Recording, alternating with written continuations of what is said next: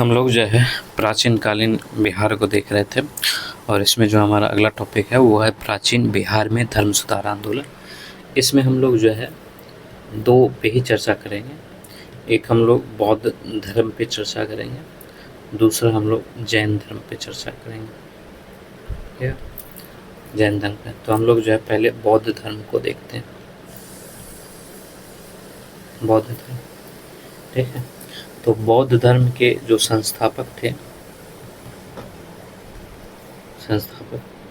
इनका नाम गौतम बुद्ध था। गौतम बुद्ध, और ये क्षत्रिय कुल के थे। ठीक है। देखो, ब्राह्मणों के जो रूढ़िवादी धर्म थे उसके विरुद्ध आर्थिक और सामाजिक रूप से गिरे हुए नीचे के दोनों वर्ण, ठीक है, नीचे के दोनों वर्णों ने इनका भरपूर सहयोग दिया था और उसी सहयोग की वजह से जो है समानता पर आधारित एक सुधारवादी विचारधारा का जन्म हुआ था। ठीक है, तो इस प्रकार से हम लोग कह सकते हैं कि जो बौद्ध धर्म है, ठीक है, वो ब्राह्मण धर्म के खिलाफ एक सुधारात्मक आंदोलन था।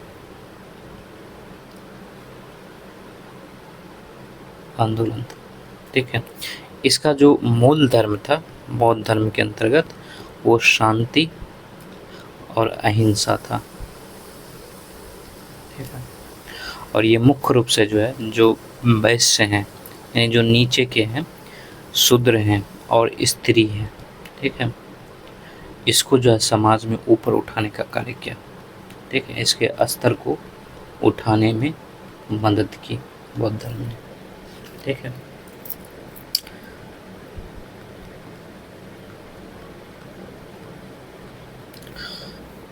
जो बौद्ध धर्म है इसके प्रवर्तक यानी भगवान बुद्ध, इनको सिद्धार्थ भी कहा जाता था। इसका जन्म जो है कपिलवस्तु में हुआ था। कपिलवस्तु के लुम्बिनी, ठीक है, नामक स्थान पे हुआ था। ये जो लुम्बिनी है ये नेपाल में पड़ता है। ठीक है, और जो समय था वो था 563 ईसा पूर्व। ठीक, और इनका जन्म जो है वो क्षेत्रीय कुल में तो था ही। क्षेत्रीय कुल में शाक्त क्षेत्रीय कुल था। शाक्त क्षेत्रीय कुल था। बुद्ध के पिता का नाम जो है शुद्धोधन था और इनकी माता का नाम महामाया था।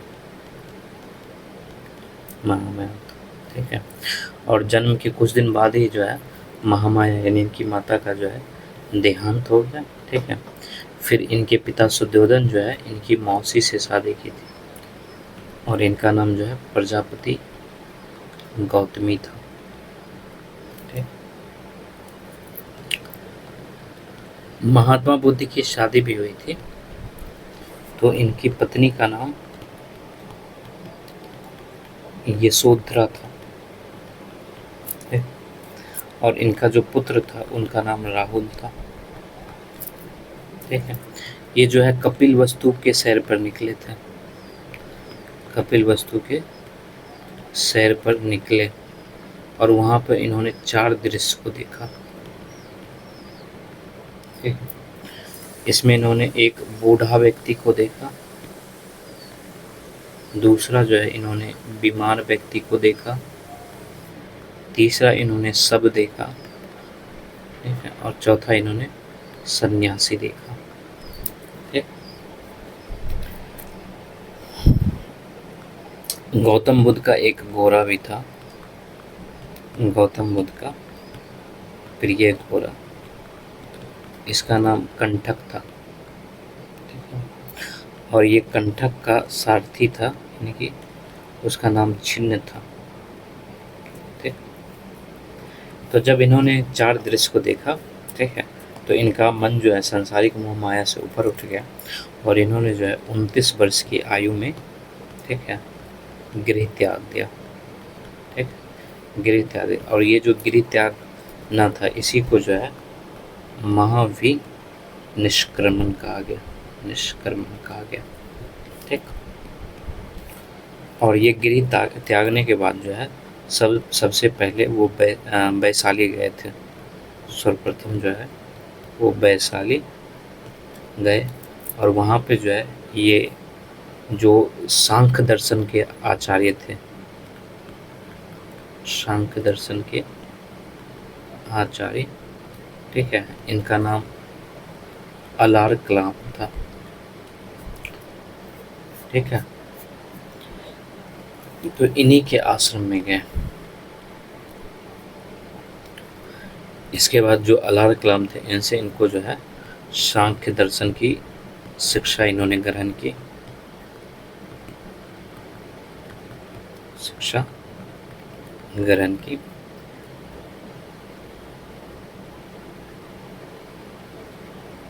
ठीक है, और इन्हीं का शिक्षा ग्रहण करके इन्हीं के वो गुरु भी बन गए थे।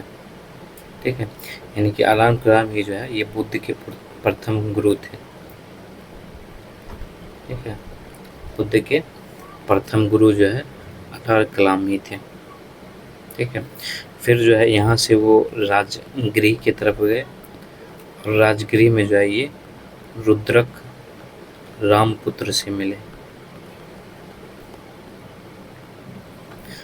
और फिर यहाँ से जो है ये ज्ञान की खोज में, ठीक है, उरुवेला गए थे और उरुवेला को ही बोध गया कहा जाता है। तो उरुवेला गए और यही उरुवेला जो है बोध गया है। ठीक है, इन्होंने जब गिरि त्याग दिया तो उसको महावीर निष्क्रमण कहा गया और वहाँ से ये सबसे पहले वैशाली गए। वैशाली में जो सांख्य दर्शन के आचार्य थे अलार कलाम, ठीक है, उनके आश्रम में ये गए और वहाँ से इन्होंने सांख्य दर्शन की शिक्षा ग्रहण की और अलार कलाम ही जो है ये बुद्ध के प्रथम गुरु थे। और फिर यहाँ से जो है वो राजगृह गए और राजगृह में वो रुद्रक रामपुत्र से मिले। ठीक है, और वहाँ से वो ज्ञान की खोज में उरुवेला चले गए, यानी बोध गया चले गए। ठीक है, बोध गया में जो है फल्गु नदी के किनारे, ठीक है, ठीक है, फल्गु नदी के किनारे। फल्गु नदी को जो है निरंजना भी कहा जाता था। ठीक है, तो फल्गु नदी के किनारे, ठीक है, एक वन था, उसका उरुवेला वन कहा गया। ठीक है, उरुवेला वन में, यानी कि बोध गया में, उरुवेला मतलब बोध गया, बोध गया में पीपल वृक्ष के नीचे, ऐसा कहा जाता है, पीपल वृक्ष के नीचे जो है वो 6 साल तक कठिन तपस्या की। ठीक है, और 29 में निकले थे, 6 साल तक उन्होंने तपस्या किया, तो अब उनकी आयु जो है 35 वर्ष हो गई। ठीक है, तो 35 वर्ष की आयु में जो है वैशाख पूर्णिमा के दिन, ठीक है, इनको ज्ञान की प्राप्ति हुई। ठीक है, और ये ज्ञान की प्राप्ति सिद्धार्थ को हुआ था। ठीक है, क्योंकि अभी तक वो बौद्ध नहीं बने थे, बुद्ध नहीं बने थे, और जब इनको ज्ञान की प्राप्ति हो गई तब वो बुद्ध बन गए। ठीक है, देखो ऐसा कहा जाता है कि वैशाख पूर्णिमा के दिन जो है इनको एक स्त्री ने खीर खिलाया था। ठीक है, वैशाख पूर्णिमा के दिन जो है एक स्त्री ने इनको खीर खिलाया था और उस स्त्री का नाम सुजाता था। ठीक है, सुजाता नामक स्त्री ने इनको खीर खिलाया। ठीक है, और खीर खिलाने के उपरांत ही जो है सिद्धार्थ गौतम को ज्ञान की प्राप्ति हुई।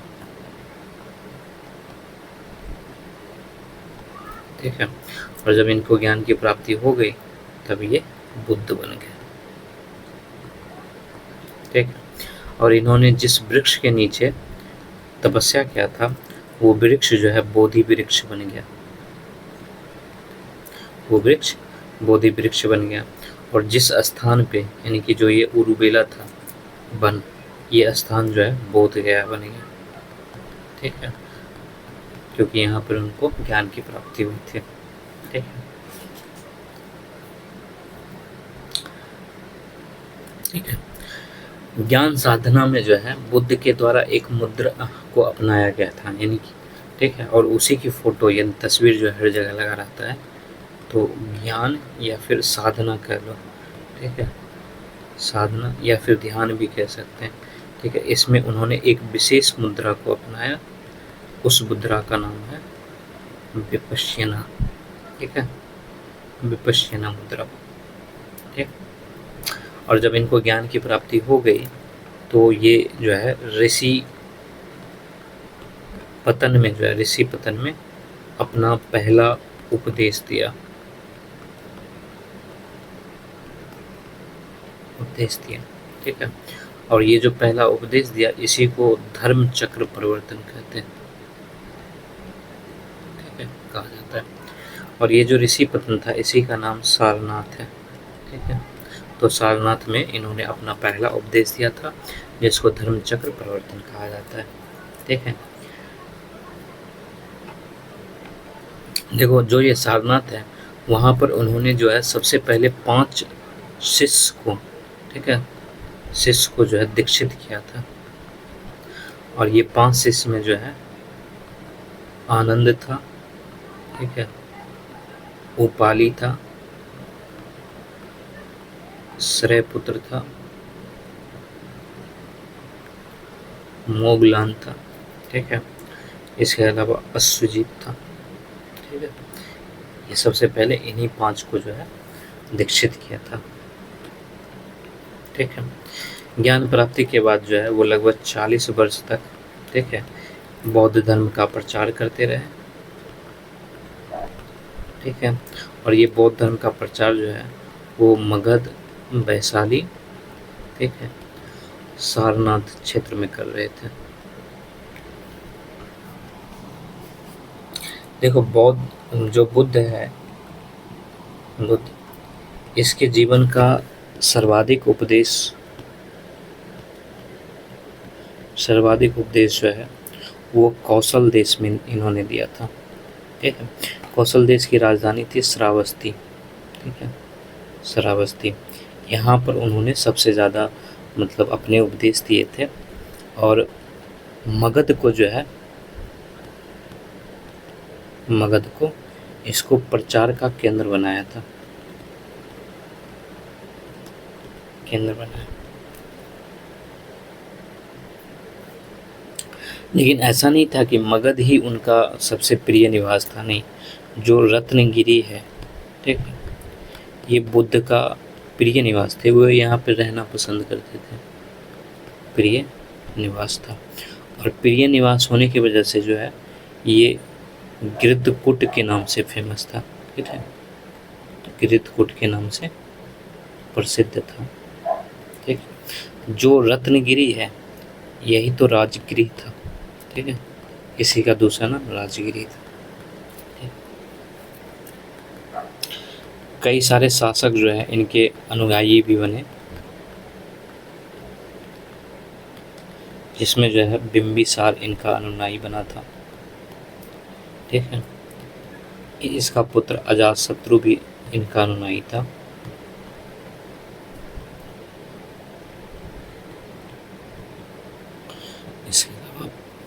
इसके अलावा जो है प्रसेनजीत, उदयन, ये भी इसका अनुयायी था, ठीक।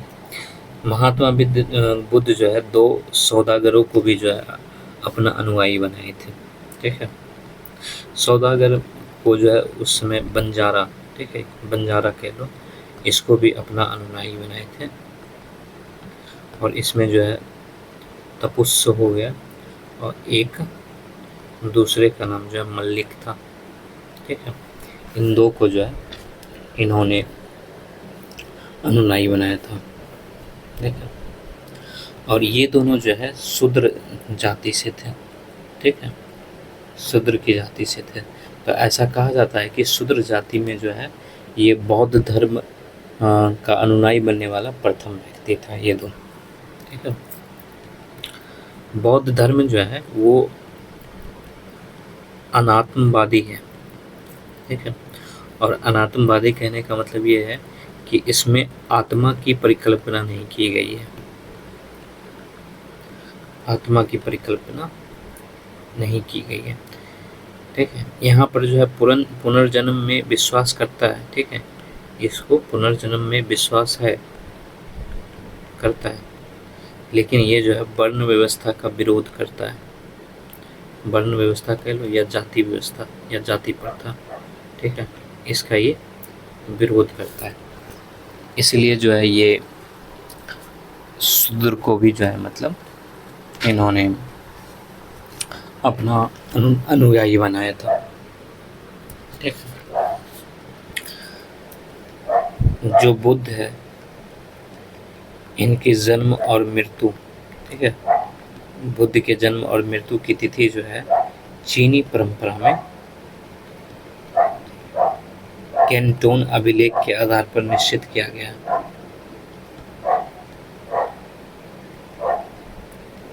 के आधार पर निश्चित की गई है।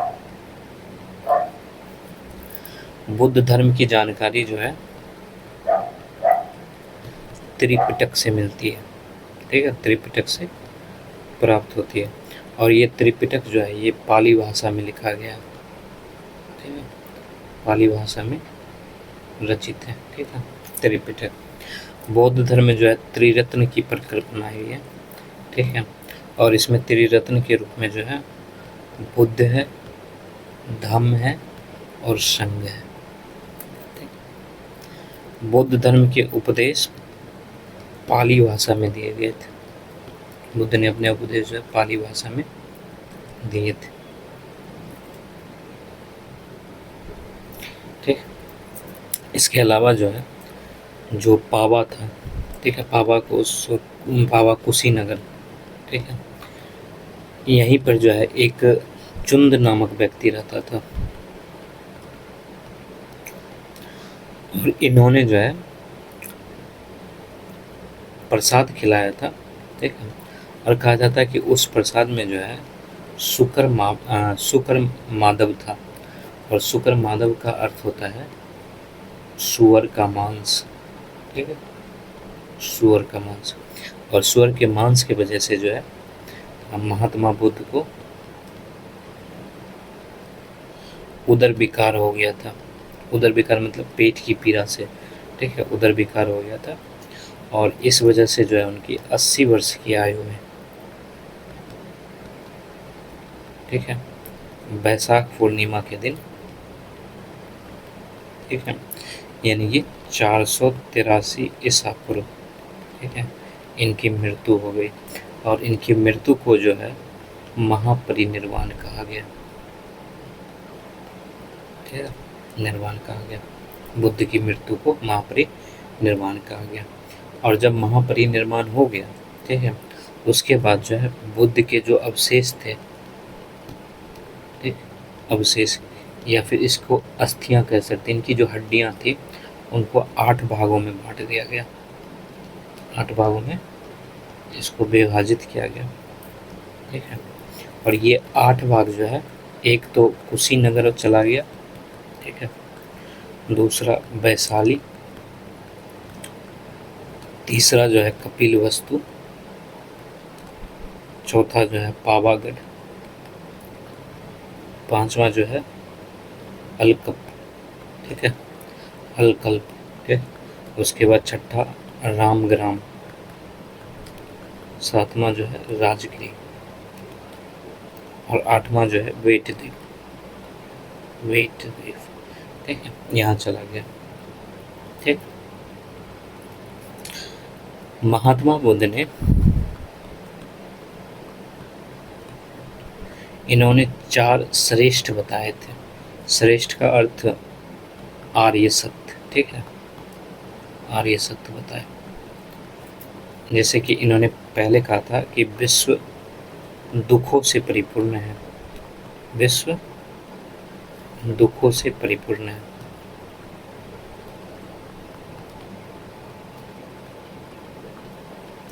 परिपूर्ण है, ठीक है, तो पहला तो दुख हो गया। ठीक है, दूसरा इन्होंने कहा था कि अभिलाषाएं, ठीक है, दुख का कारण है, दुख का कारण। इसका मतलब हो गया दुख का दुख समुदाय, ठीक है, दुख समुदाय। तीसरा इन्होंने कहा था कि अभिलाषाओं को विजित कर, ठीक है, यानी इच्छा को मार कर सभी दुखों से छुटकारा पाया जा सकता है, सभी दुखों से छुटकारा हो सकता है या पाया जा सकता है, पाया जा सकता है, ठीक है। यानी इन्होंने दुख निरोध की चर्चा की, ठीक है। इसके बाद इनका आखिरी था कि दुख निवारण के मार्ग हैं, ठीक है। ऐसा नहीं है कि दुख को खत्म नहीं किया जा सकता है। तो इसमें जो उन्होंने दुख निरोध गामिनी, ठीक है, प्रतिपदा, ठीक है, इन 4 आर्य श्रेष्ठ की इन्होंने चर्चा की, ठीक है। देखो, भगवान बुद्ध ने जो मार्ग बताए थे, ठीक है, भगवान बुद्ध ने जो मार्ग बताए थे जिससे आदमी यानी दुख से मुक्त हो सकता है, यानी जिससे दुख से मुक्ति संभव है, वो मार्ग अष्टांगी मार्ग है, अष्टांगिक मार्ग है, ठीक है, ठीक है। यानी कि संसार में दुख ही दुख है और दुख के निदान के लिए उन्होंने अष्टांगिक मार्ग को अपनाया था। और ये जो अष्टांगिक मार्ग है, इसमें पहला था समयक दृष्टि, ठीक है, दूसरा था समयक संकल्प, तीसरा था समयक वाणी, ठीक है। इसके अलावा जो है चौथा जो था वो था समयक कर्मांत, ठीक है। पांचवा जो है समयक आजीव था। इसके बाद जो है समयक व्यायाम था, ठीक है। और आप देखोगे कि जितने भी अभी संसार में जो भी चीज़ें दुख के प्रति है, उसका निदान वाकई में इन्हीं सब मार्गों से है, ठीक है। समयक समाधि, बस एकाध को अगर छोड़ दें, जैसे समाधि वाला जो है वो सब चीज़ें मतलब इन्हीं के मार्ग से जो है, ठीक है, अभी वर्तमान में भी यही चीज़ें लागू होती है, ठीक है। और इन्होंने कहा था कि अगर कोई भी व्यक्ति जो है इस अष्टांगिक मार्गों का पालन करता है तो वो मानव इस संसार की तृष्णा से मुक्त होकर निर्वाण की प्राप्ति कर सकता है, ठीक है। निर्वाण कहने का मतलब मोक्ष था, ठीक है, मोक्ष प्राप्त कर सकता है, ठीक। देखो, जो बुद्ध का सिद्धांत है वो मध्यम मार्गी है, क्योंकि ये हर सिचुएशन में लागू हो जाता है, ठीक है। उनका मानना था कि बीना के तार को इतना ढीला मत रखो कि कोई सुर ही ना निकले और इतना भी मत कसो कि वो टूट जाए, ठीक है।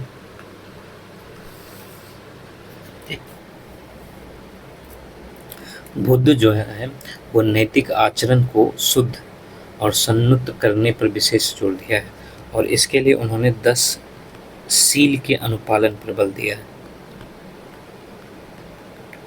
अनुपालन पर बल दिया। और ये जो 10 सील हैं, ठीक है, इसमें अहिंसा आता है, सत्य आता है, असत्य आता है, अपरिग्रह आता है, ब्रह्मचारी आता है, ब्रह्मचर्य, नृत्य गान का त्याग, ठीक है, श्रृंगार प्रसाधनों का त्याग,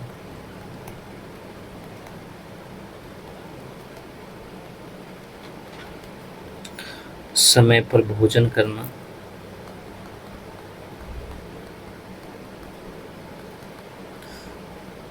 कोमल सैया का व्यवहार नहीं करना,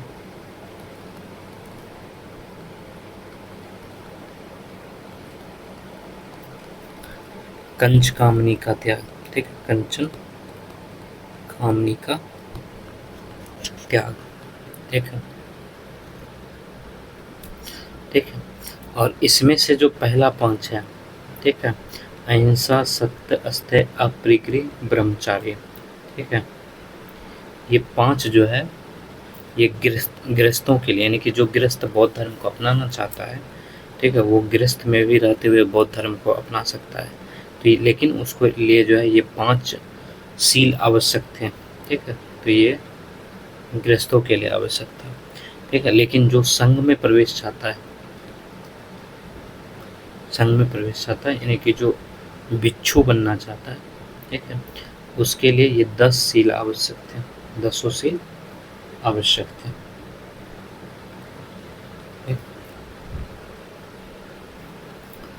अब हम लोग देखते हैं बिहार और बौद्ध साहित्य।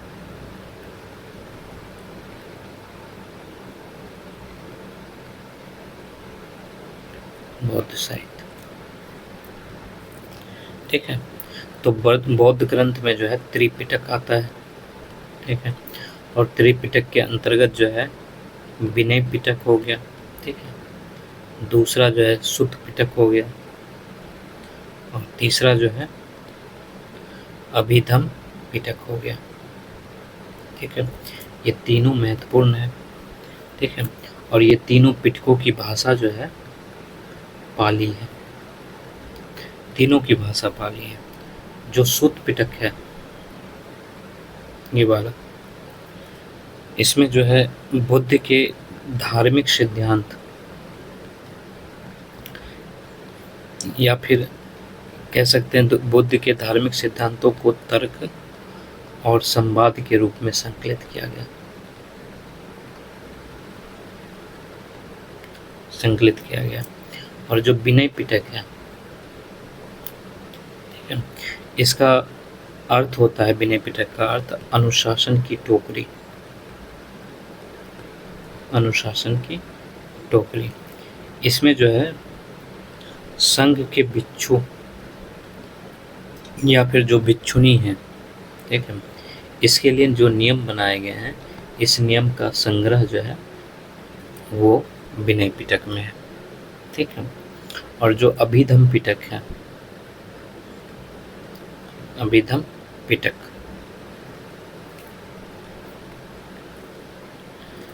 इसमें बौद्ध मतों की दार्शनिक व्याख्या, दार्शनिक व्याख्या दी गई है। ठीक, इसके अलावा जो है निकाय भी है, ठीक है, और जातक भी है। ठीक, और जो निकाय जातक है, इसमें जो है बौद्ध धर्म के सिद्धांत और साथ साथ उनकी कहानियाँ भी है। ठीक है, प्लस कहानियाँ। ठीक है, इसका जो है संग्रह निकाय और जातक में है। ठीक है, और इसमें खास तौर पर जो जातक है उसमें बुद्ध के पूर्व जन्म की कहानी है।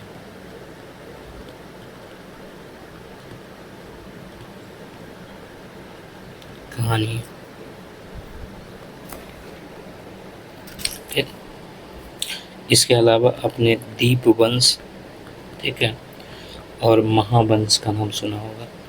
ठीक है, ये जो दीप वंश और महावंश था, ये पाली ग्रंथ से मौर्यकालीन इतिहास के विषय में जानकारी, ये जो है पाली ग्रंथ था और इससे मौर्यकालीन इतिहास के बारे में जानकारी मिलती है, इतिहास की जानकारी मिलती है। ठीक है, इसके अलावा एक ग्रंथ और था, उसका नाम था मिलिंदोपन्ह। ठीक है, मिलिंदोपन्ह, और ये जो है नागसेन द्वारा लिखा गया था। ठीक है, नागसेन द्वारा रचित था। ठीक है, और मिलिंदोपन्ह से जो है हिंद यवन शासक, इनका नाम मियंडर था, मियंडर, इसके विषय में जानकारी मिलती है। इसके अलावा एक ग्रंथ और था, उसका नाम कथावस्तु था। ठीक है, और ये जो है हीनयान का ग्रंथ था, हीनयान का ग्रंथ था, और इसमें जो है महात्मा बुद्ध के जीवन चरित्र के अनेक कथांकों का वर्णन है। ठीक है, तो महात्मा बुद्ध के जीवन चरित्र का जो है अनेक कथांकों का वर्णन है। ठीक है। इसके अलावा जो दिव्या बदान है, ठीक है, हम लोग का ये टॉपिक ही बौद्ध साहित्य है, इसलिए हम लोग इस पे चर्चा कर रहे हैं। ठीक है। यहाँ पे हमने बिहार और बौद्ध साहित्य लिया था। ठीक है। जो दिव्य बदान है, इसमें अशोक के उत्तराधिकारी से लेकर उत्तराधिकारियों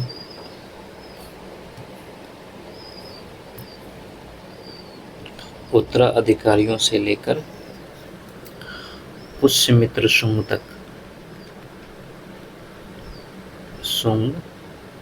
तक के शासकों के विषय में जानकारी है।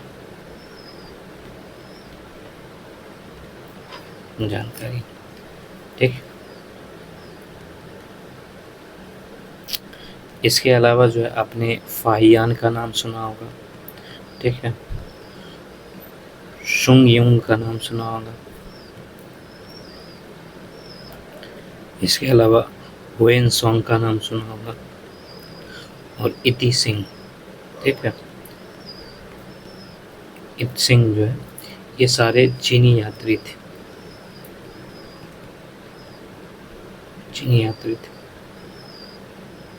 और ये जो फाहियान है ये चंद्रगुप्त द्वितीय के दरबार में आया था। चंद्रगुप्त द्वितीय यानी विक्रमादित्य। चंद्रगुप्त द्वितीय विक्रमादित्य के दरबार में आया था।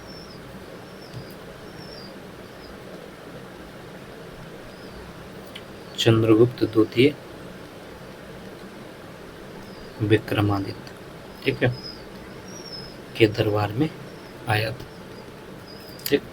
और ये जो हुएन सॉन्ग है ये राजा हर्षवर्धन के शासनकाल में आया था।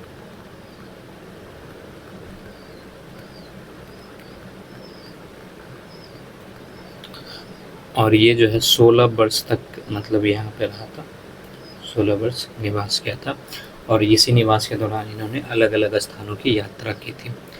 हुएनसम के बारे में एक ये बातें भी है कि ये 6 वर्षों तक नालंदा विश्वविद्यालय से शिक्षा प्राप्त किया।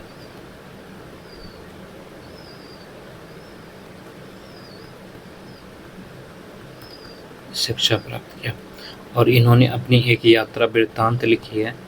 ठीक है। यात्रा वृत्तांत लिखा है जिसको सियुकी कहा जाता है। सियुकी, ठीक है, सियुकी कहा जाता है। और ये जो सियुकी है उसमें 139 देशों का विवरण है। ठीक है। हुएनसॉन्ग के बारे में इतनी चीज़ें। इसके अलावा जो इति सिंह है, इत सिंह, ये 7वीं शताब्दी के अंत में भारत आया। 7वीं शताब्दी के अंत में जो है भारत आया। ठीक। और ये जहाँ गया, ठीक है, मतलब ये जो है भारत में बौद्ध तीर्थ स्थानों की यात्रा की। ठीक। यात्रा की और बौद्ध धर्म के बारे में इन्होंने जानकारी प्राप्त किया। ठीक है। इसके अलावा जो है एक ग्रंथ है उसका नाम है द लाइट ऑफ एशिया। ठीक है। The light of Asia. और ये ग्रंथ के जो रचनाकार हैं इनका नाम सर एडविन अर्नॉल्ड है। ठीक है। अर्नॉल्ड है। और इन्होंने जो है महात्मा बुद्ध को, ठीक है, इन्होंने जो है महात्मा बुद्ध को द लाइट ऑफ एशिया का, द लाइट ऑफ एशिया, ठीक है, इसकी इन्होंने महात्मा बुद्ध को उपाधि दी थी। ठीक है। यानी उपाधि से अलंकृत किया उस पुस्तक में। ये हमारा जो एक इम्पोर्टेंट टॉपिक है वो है बौद्ध संगति। ठीक है। संगीतियाँ। ठीक। और ये 4 हुए थे तो हम लोग पहला देखते हैं। ठीक है। प्रथम इसका स्थान जो है, पहला का स्थान ये राजगिरी था, ठीक है। और राजगिरी में सप्तपर्णी गुफा, ठीक है। सबको ऐसे ही देखेंगे और इसका समय जो है इसी फ्रेम में हम लोग चारों देखेंगे। इसका समय जो है वो 483 ईसा पूर्व था और इसके अध्यक्ष जो है वो महाकश्यप थे, ठीक है। और ये हमारे लिए इम्पोर्टेंट है। इसके अलावा जो है ये किसके शासन काल में हुआ था, तो ये जो है अजातशत्रु के शासन काल में हुआ था, ठीक है, यानी अरियंक वंश, ठीक। और इसमें जो है बुद्ध के 2 उपदेशों को 2 पिटकों में संकलित किया गया और वो था सुत्त पिटक और दूसरा था विनय पिटक, ठीक है। इसमें संकलित किया गया था, ठीक। इसके बाद हम लोग दूसरा देखते हैं, द्वितीय। इसका स्थान वैशाली था और इसका समय जो है वो 383 ईसा पूर्व था और इस समय अध्यक्ष जो है वो सर्वकामी थे। इनका नाम सर्वकामी भी कहीं कहीं लिखा रहता है, ठीक।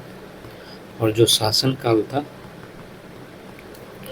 वो काला शोक का था, ठीक है, यानी शिशु नागवंश, ठीक है। और इसी में क्या हुआ था कि जो बौद्ध धर्म है वो 2 भागों में विभाजित हो गया था, ठीक है,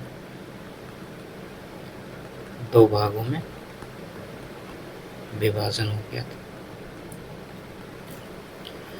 इसके अलावा जो तीसरा था, इसका स्थान जो है पाटलिपुत्र था और समय जो है इसका 251 ईसा पूर्व था और शासन काल जो वो अशोक था, ठीक। अशोक यानी मौर्य वंश। शासन काल से पहले अध्यक्ष होना चाहिए था, तो अध्यक्ष जो है इसमें मोगलीपुत्र तिस था अध्यक्ष। और इसका परिणाम क्या निकला, तो जो तीसरा पिटक है, ठीक है, अभिधम पिटक, इसका संकलन किया गया इसमें। उसके बाद चतुर्थ जो है, ये चौथा जो है इसको इम्पोर्टेंट ये है कि बिहार से ये बाहर हुआ था। सारे बिहार में हुए हैं लेकिन ये बिहार से बाहर हुआ था और ये जो है कश्मीर के कुंडलवन में हुआ था, ठीक है, कश्मीर के कुंडलवन, ठीक है। तो ये स्थान हो गया कश्मीर का कुंडलवन और इसका समय जो है लगभग कहा जाता है कि ईसा की प्रथम शताब्दी में, ठीक है, एग्जैक्ट डेट नहीं है, ईसा की प्रथम शताब्दी में हुआ था। और अध्यक्ष जो है वो वसुमित्र एवं अश्वघोष थे, ठीक है। वसुमित्र अध्यक्ष के पद पर था और जो अश्वघोष है ये उपाध्यक्ष के पद पर था, ठीक। और ये जो शासन काल था वो कनिष्क का था, यानी कुषाण वंश, ठीक है। और इसका परिणाम क्या निकला, परिणाम निकला कि बौद्ध धर्म जो है वो 2 संप्रदाय में विभाजन हो गया,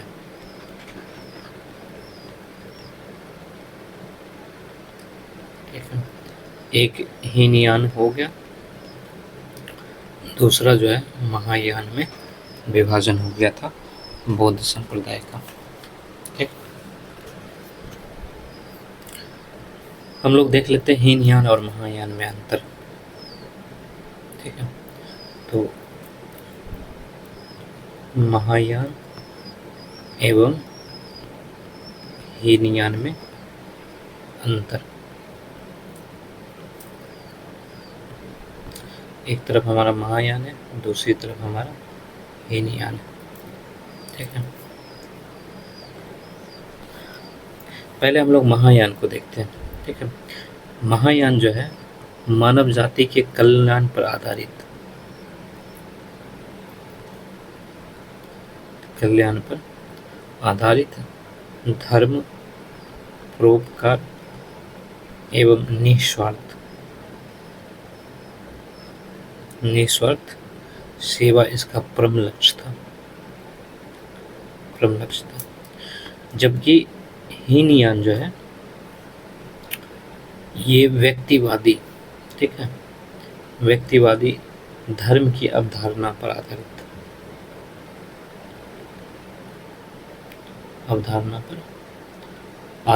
था, ठीक है।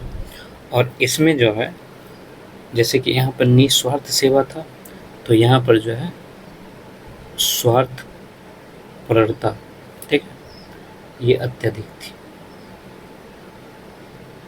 ठीक। दूसरा जो है यहाँ पर बुद्ध को एक देवता के रूप में स्वीकार किया गया महायान में, ठीक, स्वीकार किया गया। जबकि हीनयान में जो है बुद्ध को एक विचारक के तौर पर स्वीकार किया गया था। यानी कि ऐसा कहा गया था कि बुद्ध जो है एक विचारक थे या फिर महान व्यक्ति थे, ठीक है, महान व्यक्ति थे, इसके रूप में स्वीकार किया गया था, ठीक। इसके अलावा महायान में जो है जो बोधि सूक्त की अवधारणा थी,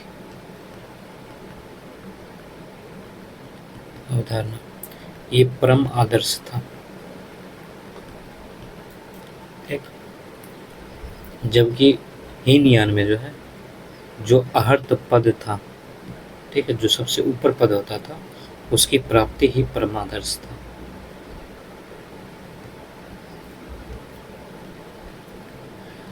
महायान में जो है मूर्ति पूजा के ये प्रबल पक्षधर थे, ठीक है, ये मूर्ति पूजा करते थे, जो शायद ये तीसरा नंबर होता, ठीक है, ये तीसरा होगा। जो हीनयान है ये मूर्ति पूजा के विरोधी थे, ठीक है, प्रबल विरोधी थे।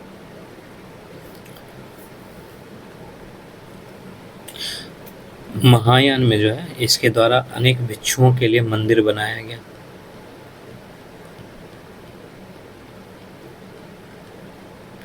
इन्होंने मंदिर बनाया, ठीक है। जबकि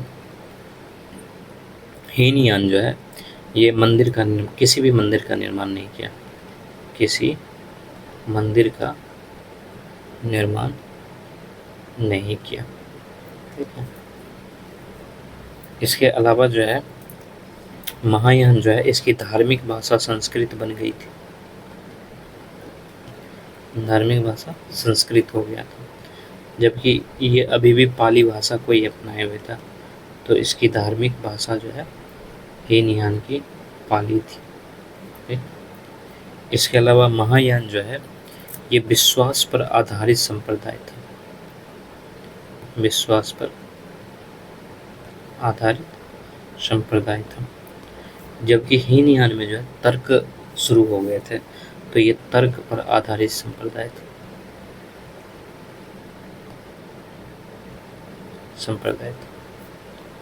ठीक।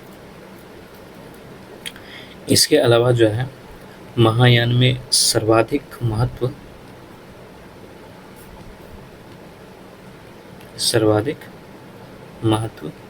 गृहस्थ जीवन को दिया गया था,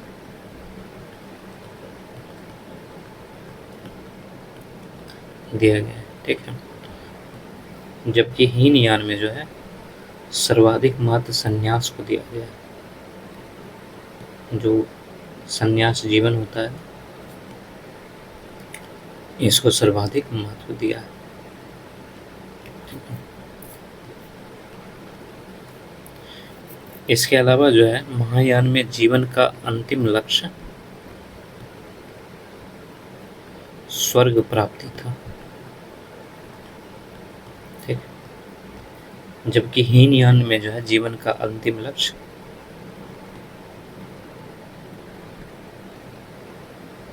जो है ये मोक्ष की प्राप्ति था।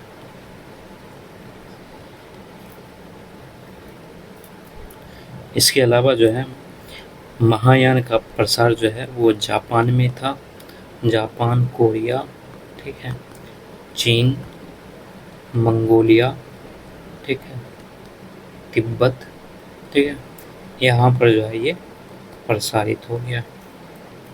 जबकि हीनयान जो है ये पीछे की तरफ मतलब उल्टे दिशा में जावा, श्रीलंका, ठीक है, म्यांमार, ठीक है, यहाँ पर ये प्रसारित हो गया। ठीक, तो ये जो है दोनों में अंतर था। ठीक है, एक चीज़ है ना याद रखना, ठीक है, ये चीज़ छूट गया है, जो लिंग पूजा है, ठीक है, इसका प्रमाण जो है सर्वप्रथम मत्स्य पुराण में मिलता है।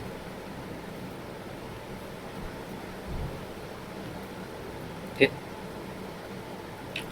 मत्स्य पुराण में मिलता है। फिर देखो जो महायान है ना वो आगे जाके भी दो भागों में बट जाता है। ठीक है, जो महायान है, महायान संप्रदाय, ये दो भागों में आगे जाके बट गया। ठीक है, एक हो गया शून्यवाद, ठीक है, जिसको माध्यमिक भी कहा जाता है। ठीक है, और दूसरा हो गया विज्ञानवाद,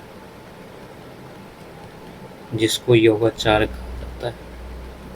ठीक है, और ये जो शून्यवाद है इसी के प्रवर्तक नागा अर्जुन है। ठीक है,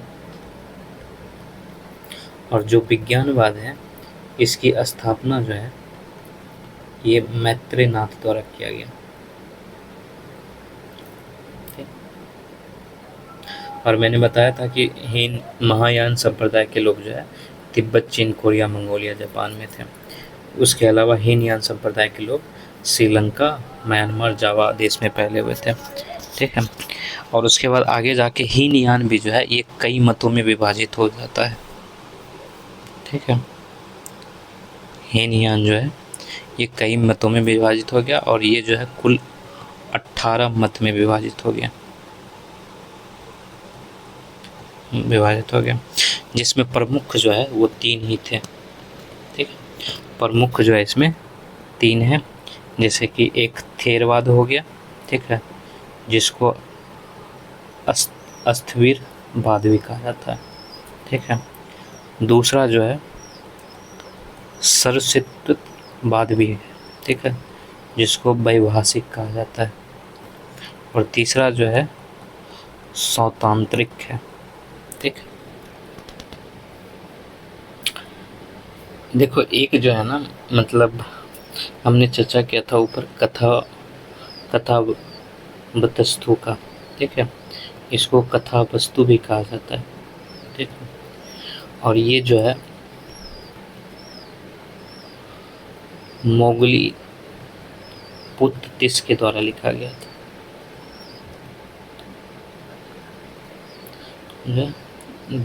था, और यही जो है हीनयान का प्रमुख ग्रंथ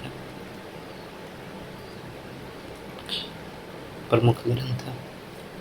ठीक, देखो बौद्ध दार्शनिक ने जो है जब स्वतंत्र चिंतन प्रारंभ किया था दर्शन के क्षेत्र में, तभी शून्यवाद, विज्ञानवाद या मायावाद, इन सभी नवीन विचारधारा का जन्म हुआ। ठीक है, देखो बौद्ध धर्म की ना एक और शाखा है और वो भी बहुत फेमस है। बौद्ध धर्म की एक और शाखा है और इसका नाम जो है वज्रयान है। वज्रयान, ठीक है, और ये जो वज्रयान है ये तंत्र मंत्र से मुक्त है। ठीक, इसमें जादू टोना ये सब तंत्र मंत्र, ठीक है, तंत्र मंत्र से ये युक्त है। ठीक है, और इसका जो प्रमुख केंद्र है वो बिहार ही था। ठीक है, प्रमुख केंद्र भागलपुर, ठीक है, बिहार। ठीक है, और बिहार में भी जो विक्रमशिला विश्वविद्यालय,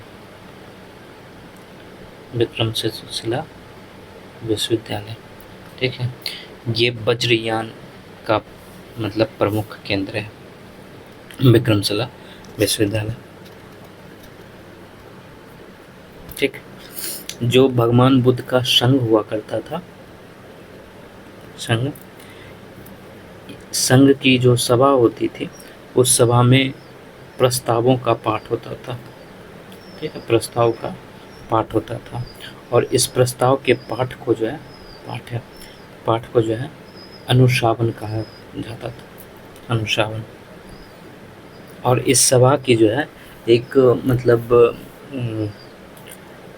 एक टेन्योर होता था, ठीक है, इसका एक समय भी होता था, और साथ साथ इसमें जो है एक न्यूनतम संख्या यानी कोरम भी होता था,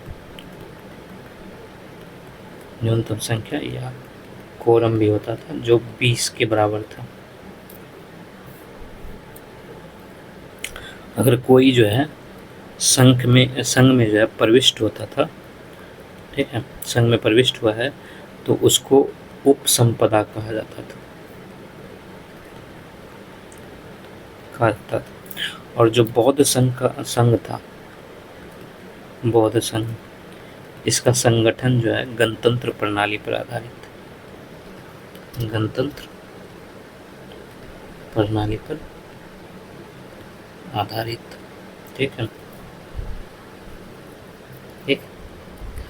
और बौद्ध के लिए जो है 4 दिन उपवास का दिन होता था, 4 दिन जो है उपवास का था। और एक था अमावस्या, ठीक, दूसरा पूर्णिमा था, और तीसरा जो है 2 चतुर्थी दिवस होते थे, ठीक है। तो इधर ये 2 हो गया, ठीक है, इधर ये 1 हो गया, इधर 1 हो गया, ठीक है, तो ये मिला के 4 हो गए, ठीक है। इस दिन जो है ये उपवास रखते थे। उसके अलावा जो बुद्ध है इसमें पंचशील का सिद्धांत है, ठीक है, बुद्ध के जो पंचशील हैं उस सिद्धांत का वर्णन जो है छांदोग्य उपनिषद में है, ठीक है, इसमें मिलता है। तो यही था हम लोगों का बौद्ध धर्म।